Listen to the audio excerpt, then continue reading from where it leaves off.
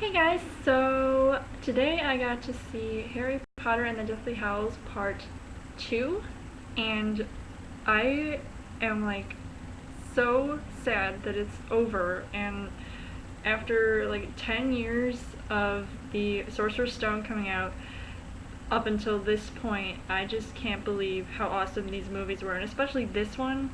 Um, After it basically started off where the last one, the part one, left off, which I thought was really cool.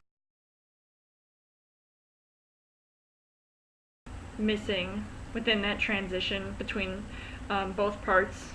And I think that was really cool. I mean, the movie itself was just mind blowing. It was just had all these different emotions and elements that caused certain emotions. Like I laughed, I cried, especially at the end. As soon as the credits rolled in, I was like,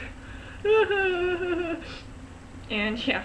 So basically, yeah, so I'm pretty sure you guys want to know about this movie. I actually haven't read the books, so I didn't really know what was left out or what was most accurate about this movie, but overall I thought this movie was pretty good. The characters I thought were really, like, they definitely stood out to me, especially, well, to name a few, Neville Longbottom, yeah, that's his name.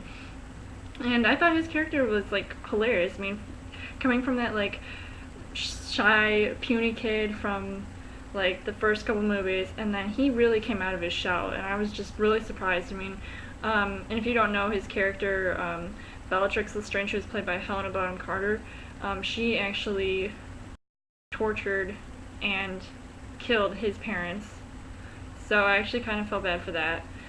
And he was just, oh my gosh, he was awesome. And also, Ron Weasley, I was surprised. I mean, I know he was usually the sort of jealous type, and then he got really attracted to Hermione Granger, which you guys already know. If you've read the books, you know, like, what happens to their sort of, like, storyline, their sort of connection with each other. So, yeah, and I thought those were some pretty cool characters. And, of course, Harry Potter. Like, Daniel Radcliffe, he was just amazing. I mean, I've seen him from the first movie as this cute little kid with glasses, and now he's, like, all grown up, and everybody's just grown up, and this whole movie just was, like, an experience. It was not just a movie. It was, like, I felt like I should just be in this movie. I got so sucked into it. I couldn't keep my eyes off the screen, and I couldn't imagine if anybody could, or why anybody would want to fall asleep during this movie, because I sure didn't. And, yeah, so I also won't be doing any spoilers, and I may decide later in the video to, like, name just a few things, so when I tell you the spoilers are coming up, just don't watch this video and go see this movie, because it is, like, the chance of a lifetime. I mean, I don't even know if they're gonna make any more of these Harry Potter movies or remake them. I really hope they don't, because these were just epic. So, basically the plot of this movie is where it continues off from part one, and Harry and the gang have to find these Horcruxes and Voldemort, and he has to find the last couple Horcruxes, and he eventually finds them, and I was actually surprised by one of them, and I kind of guessed, like, closer to the end of the movie, that his scar had to be the last sort of Horcrux or something that was, like, related to Voldemort. And there's this part in the movie that I remember where they're sort of, like, giving a, like, they're going back to the beginning, like, they're bringing old, like, images and elements from all these past Harry Potter films, and they're bringing it into this movie, so I thought that was really cool to just connect them all. So I thought that was pretty cool.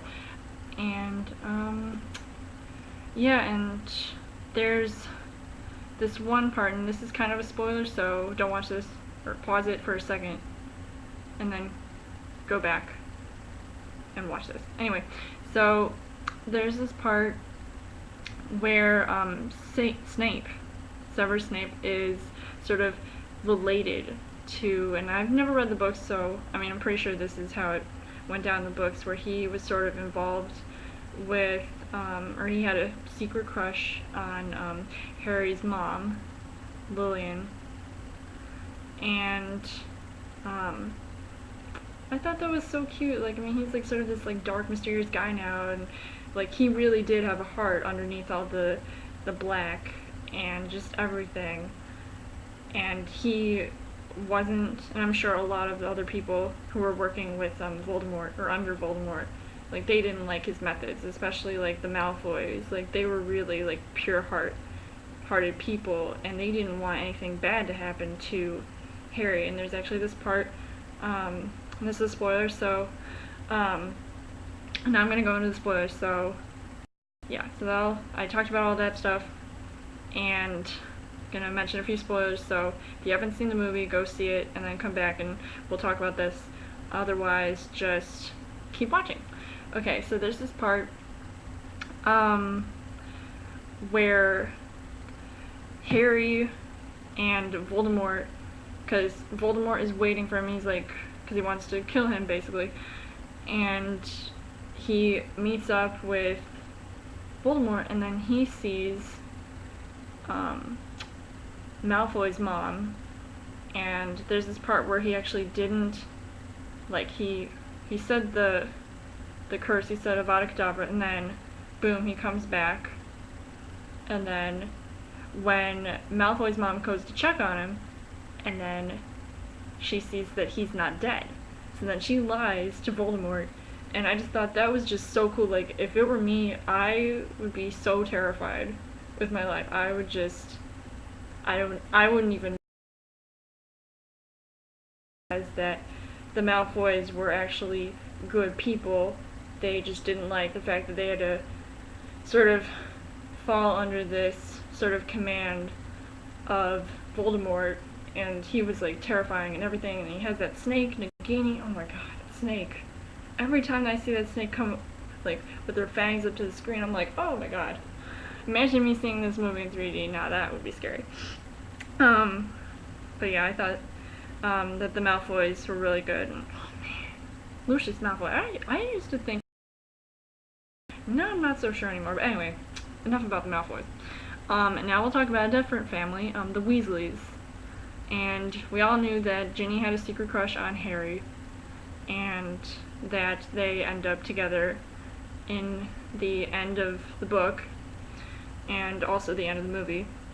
So they actually do show when they become older, and there are just a lot of people that die in this movie. I am like surprised. Like, I knew that they killed off Mad-Eye Moody and Dobby in the first movie, and they killed off that guy, that little, like, I think it was a goblin that took the three, Harry, Ron, Hermione, who apparently, and I didn't realize this until I saw the trailer again, that she ended up using the, like, she turns into, what's her name? Bellatrix Lestrange, yeah. So she turns into Bellatrix Lestrange, and then they all go to Gringotts, so that's what was really cool, how they brought that sort of back to the first movie, because then we never saw Gringotts after the Sorcerer's Stone. And the people who died in this movie, I was just like surprised. I mean, they had to kill off everybody that was necessary to kill off, so they killed off the Weasley twin, Fred, I think. And man, I still can't tell them apart, but anyway, they killed off Fred, they killed Snape, and I kind of figured that that was gonna come.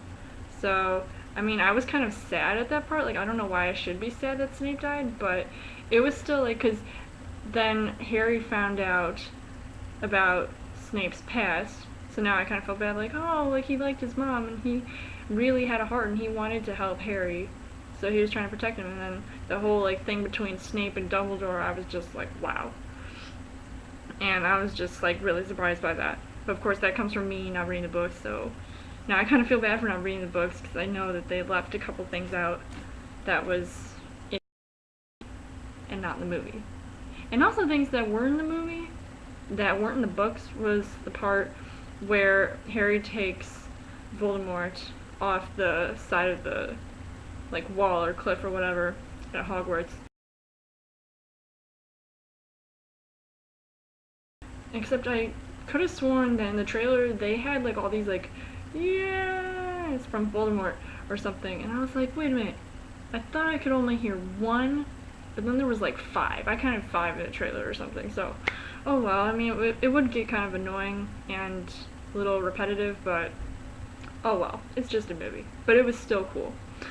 And oh man, I was also sad when Tonks and Remus died, and I was like, they were just like together, and like they were put together after they were dead, and like it almost looked like they were holding hands. Oh my god, it was so sad. I seriously felt like crying. I just felt like all the destruction, and there's just so much going on, all this action, and then man, two ladies in this movie that I have to give like major props to, McGonagall and Mrs. Weasley. Oh my gosh, they're like cool. Like I would totally have Mrs. Weasley as my mom. Like she is just so cool, especially when she like totally takes out Bellatrix Lestrange. Man, oh my gosh, that was just so cool. I was cheering in the movie theater.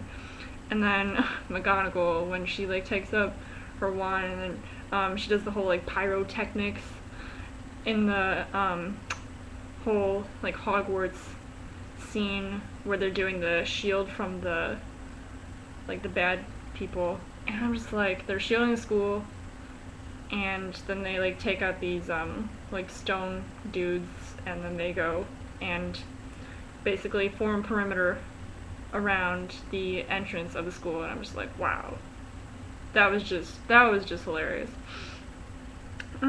Yeah, so basically, all in all, I think this movie was just, it was sad, it had all these different emotions, it was funny, there was just a lot of action, acting was just superb.